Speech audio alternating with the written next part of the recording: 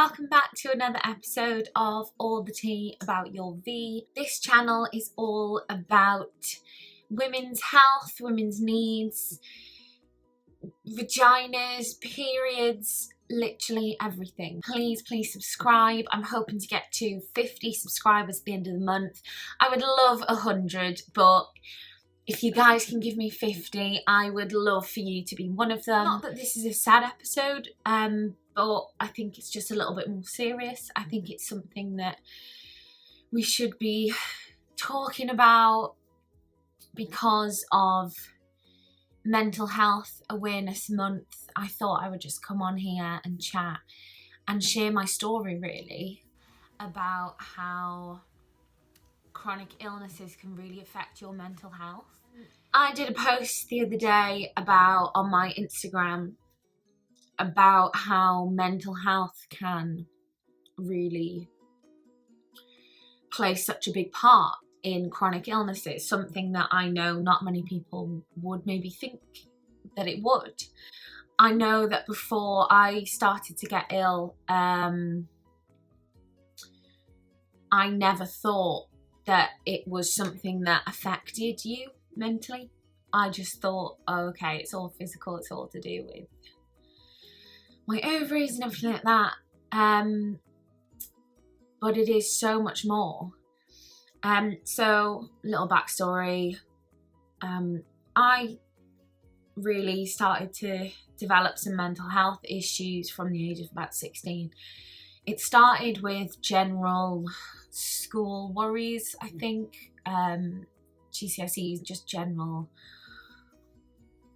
mild anxiety really, and then it started to just develop a lot more and quite quickly into anxiety and depression, to the point where I didn't know I was stressed. I would come out in rashes all over my body, my stomach, things like that, and the doctors would be like, yeah, you're just extremely stressed. Like I didn't even know, like my body knew, but like my brain just didn't register. I don't know. And some stuff went on in my life personally, and I kind of just like pushed it away and was like, I'm really strong, I can just move on, it's fine, there's no issues. And for a while there wasn't. And then I would say when I came to uni, it just got really bad. But also then, so did my health as well. That's when my endometriosis started to really play up, something that I didn't even know I had back then. Which is weird that they kind of attacked me from both ends of my body, and my mind was like, nope. Started to just get a bit fuzzy when I was like 18, 19, 20. I would have weeks out of uni, just because I was sad and I couldn't really cope. I didn't want to go in, I didn't want to see anyone, I didn't want to leave my house, just nothing really. But then my health got bad, so that kind of mental health took a backseat, I think, whilst I was sorting out my physical side, because I thought that's the most important. Like I'm fine, you know, I'm not sad every day. It's kind of like a roller coaster, just waves of it coming back and forth, and just anxiety about everything.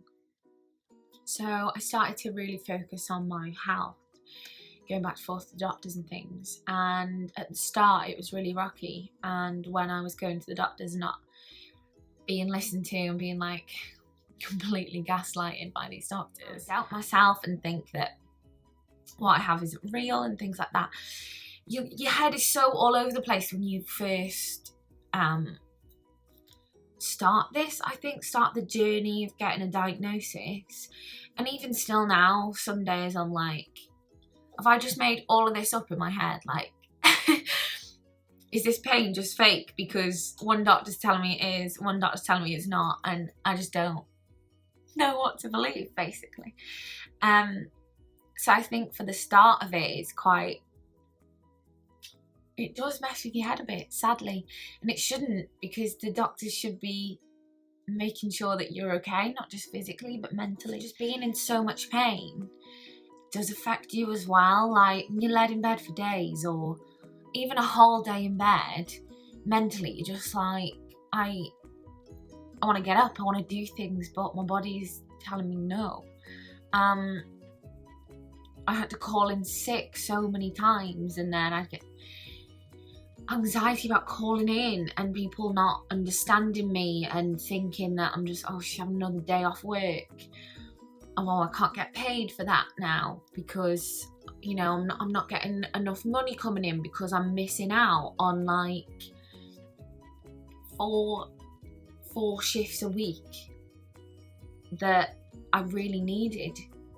But I can't because, I mean, they're in bed or I've gone to hospital. If you do have a chronic illness, men and women, when you have to call in sick and when you can't go to work, it is like, it's devastating. Because I never wanted to call in, but I had to for my body. I couldn't be in work. My work was quite physical, walking around, lifting things.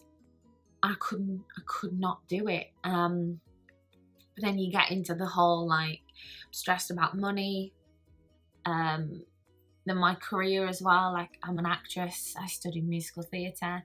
Will I be able to do that? Can I dance? Or if I can't turn up to an audition because I'm so ill, what? All these things just go on in your head, and it affects your daily life. It affects your quality of life. Like I said in another video, like I probably only have like a week or two out of the month without any pain. So for like 2 weeks of the month, I'm in pain and stressed, and yeah, I get down days.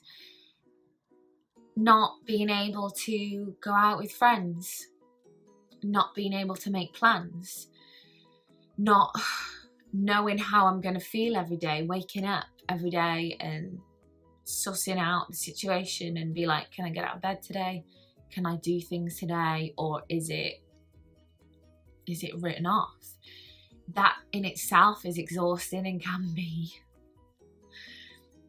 so just debilitating. And I just think that because it is, you know, Mental Health Awareness Month, that this is something that people need to talk about. And I think that I'm going to start to talk about it a lot more on my Instagram. I don't think I do. I always talk about the physical aspects, but the mental aspects of being ill and even having endometriosis, even IBS, a lot of people struggle with body image with that, because a lot of the time, you know, you are seriously bloated. I'm bloated a lot of the time, and then I struggle with like, right, I can't wear that because I want to cover up my bloat. I'm not comfortable today. I don't feel good today. And even just like me speaking bad words over myself and about my body affects me in another way. I just think we need to be kinder to ourselves. I think there needs to be more help for people mentally who are going through something with their body, who do have a chronic illness. I'm not saying that other people that have mental health issues because of any other reason, family life, personal life, anything, I'm not discouraging that at all. It's so important that everyone gets help. But I just wanted to do a little chat about how chronic illness can affect you mentally, because I think a lot of people just think it is the physical aspect, but there's so much more to it. This is not a oh, woe is me, feel sorry for me story at all. It's literally just me chatting about how I feel about things. But yeah, I pushed my mental health to the back for so long. And the last couple of weeks, I decided I needed to go to the doctors and get some help. And it was a lot. I didn't even ring. I messaged my doctor through like an online portal because, yeah, even I was embarrassed to chat to someone because it's really difficult to express how you feel. So I was like, I'm happy to email. I probably should have spoke to someone. So I do think if someone is in this situation thinking, should I go to the doctor? Should I ask for a prescription for something?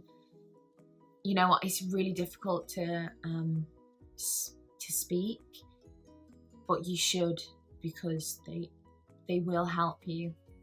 I'm not ashamed to say that I take medication. I'm on anxiety pills. And it's fine, and there's no issues, but it's not a cure. I'm not like super happy all the time.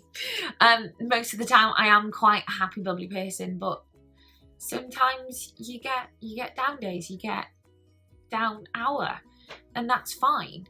But if you need something to just help you along, there's no shame in that, and there's no issues with that. So I think people should just do it.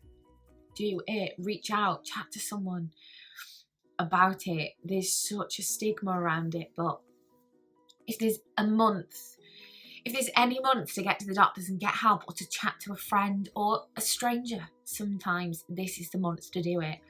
Mental Health Awareness Month, this is the month to chat. We need to get talking about it.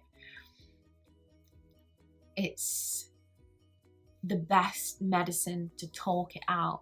Like, I even feel better, and I'm literally talking to myself, but I know that I'm talking to you guys, and I know that someone is going to relate to this.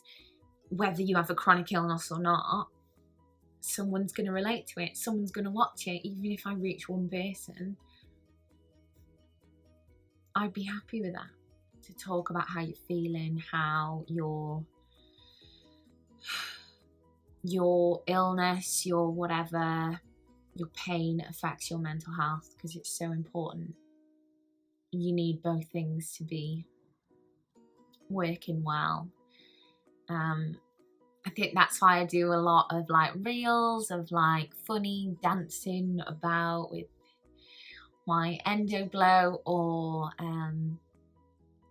you know, I'm all about embracing the blow. It is what it is. There's nothing you do about it. But some days you do want to cover up. So that's how I've done things on, like, you know, baggy jumpers and dresses, bloat-friendly dresses, things like that. I think there's nothing wrong with covering up. There's literally nothing wrong with it.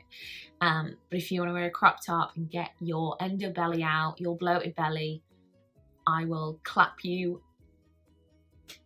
good on you, because there's nothing wrong with that. Like, we should be loving ourselves. It's so flipping difficult to do that. But I'm trying, and I hope that people, when they watch this or when they look at my Instagram, feel less lonely. Having a chronic illness can be so lonely, and you do feel like you're alone, especially when you start out on the journey of being like, right, what is wrong with me? You feel lonely. And I turned to Instagram for people, typed in like endometriosis, typed in like help, and I found so many amazing accounts and like these amazing women that really helped me, and I didn't feel like I was on my own. And that's just what I want to do for people. So I want to raise that awareness of endometriosis, but also the mental side effects that it can have. I just think you need to be open with your family, your friends, your work colleagues, your boss. If you need time off, take it. Nothing is more important than your mental health. I just wanted to come on and chat rubbish again, as I always do. Look after yourselves. Thank you so much for watching. Bye.